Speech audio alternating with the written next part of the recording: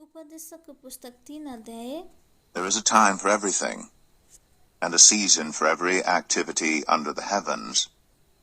सबै कुराका लागि समय छ र आकाशमुनि सबै कार्यकलापको बेला छ। A time to be born and a time to die, a time to plant and a time to uproot. जन्मने एउटा समय छ र मर्ने एउटा समय, रोप्ने एउटा समय छ र उखेल्ने एउटा समय। A time to kill and a time to heal, a time to tear down and a time to build. मार्ने एउटा समय छ र निको पार्ने एउटा समय, भत्काउने एउटा समय छ र बनाउने एउटा समय। A time to weep and a time to laugh, a time to mourn and a time to dance. रुने एउटा समय छ र हाँस्ने एउटा समय, सुख गर्ने एउटा समय छ र नाच्ने एउटा समय। A time to scatter stones and a time to gather them, a time to embrace and a time to refrain from embracing. ढुङ्गा छर्ने एउटा समय छ र ती बटुल्ने एउटा समय, अगाल्ने एउटा समय छ र अलग रहने एउटा समय। A time to search and a time to give up, a time to keep and a time to throw away. खोज्ने एउटा समय छ र छोडिदिने एउटा समय, राख्ने एउटा समय छ र फाल्ने एउटा समय। A time to tear and a time to mend, a time to be silent and a time to speak. च्यात्ने एउटा समय छ र मर्मत गर्ने एउटा समय, चुप लाग्ने एउटा समय छ र बोल्ने एउटा समय। A time to love and a time to hate, a time for war and a time for peace. प्रेम गर्ने एउटा समय छ र घृणा गर्ने एउटा समय, युद्ध गर्ने एउटा समय छ र मेलमिलाप गर्ने एउटा समय। What do workers gain from their toil? काम गरेर आफ्नो परिश्रमबाट के लाभ पाउँछ र? I have seen the burden God has laid on the human race. परमेश्वरले मानिसहरूमाथि राखिदिनु भएको भार मैले देखेको छु।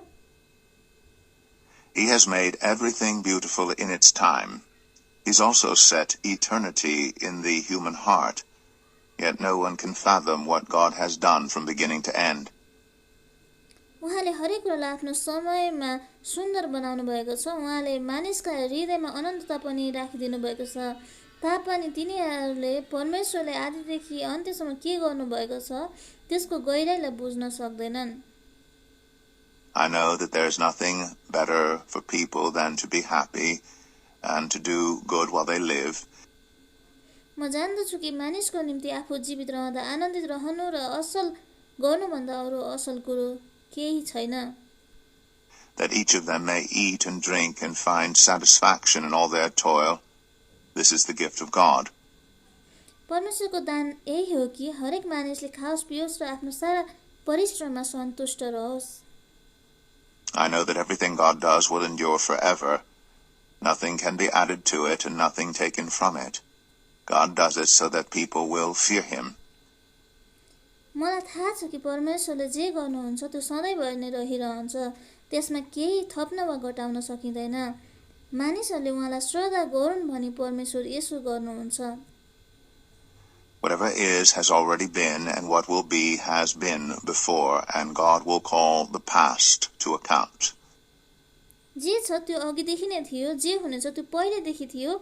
परमेश्वरले भूतकालमा भएका कुराहरूको हर हिसाब लिनुहुन्छ। And I saw something else under the sun. In the place of judgment, wickedness was there. In the place of justice, wickedness was there. अनि मैले सूर्यमुनि अर्कै कुरा पनि देखेँ। न्यायको सट्टामा खराबी पो रहेछ, धार्मिकताको सट्टामा खराबी पो रहेछ। I said to myself, God will bring into judgment both the righteous and the wicked, for there will be a time for every activity, a time to judge every deed. मैले आफ्नो मनमा विचार गरेँ, परमेश्वरले धर्मी र दुष्ट दुवैलाई न्यायमा ल्याउनु हुनेछ, किनकि हरेक कार्यको समय हुनेछ र हरेक कामको समय हुनेछ। I also said to myself, as for humans, God tests them so that they may see that they are like the animals. मैले यो पनि सोचेँ, मानिसहरू त पशु सरह हुन् भन्ने जानुन् भनी परमेश्वरले तिनीहरूको जाँच गर्नुहुन्छ। Surely the fate of human beings is like that of the animals. The same fate awaits them both. As one dies, so dies the other.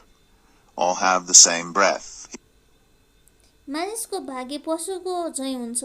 ती दुवैको एउटै दशाले प्रतीक्षा गरिरहन्छ।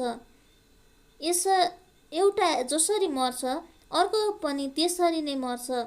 सबैको एउटै सास हुन्छ। मानिसहरूको पशुभन्दा बढी सुविधा हुँदैन। हरेक कुरा व्यर्थ हो। Humans have no advantage over animals. Everything is meaningless. All go to the same place. All come from dust, and to dust all return.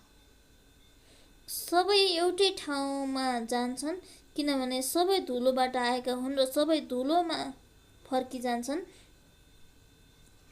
Who knows if the human spirit rises upward and if the spirit of the animal goes down into the earth? मानिसको आत्मा चाहिँ उँभोतिर र पशुको तल माटोमा जान्छ भने कसले जान्दछ र?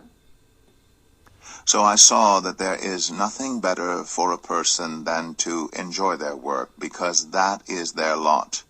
For who can bring them to see what will happen after them? यसैले मैले देखेँ कि मानिसको निम्ति त आफ्नै काममा आनन्द लिनु भन्दा अरू असल कुरो केही हुँदैन, किनभने त्यही नै त्यसको भाग हो, किनकि कसले त्यसलाई त्योभन्दा बढी हुने कुराहरू देखाउन सक्छ र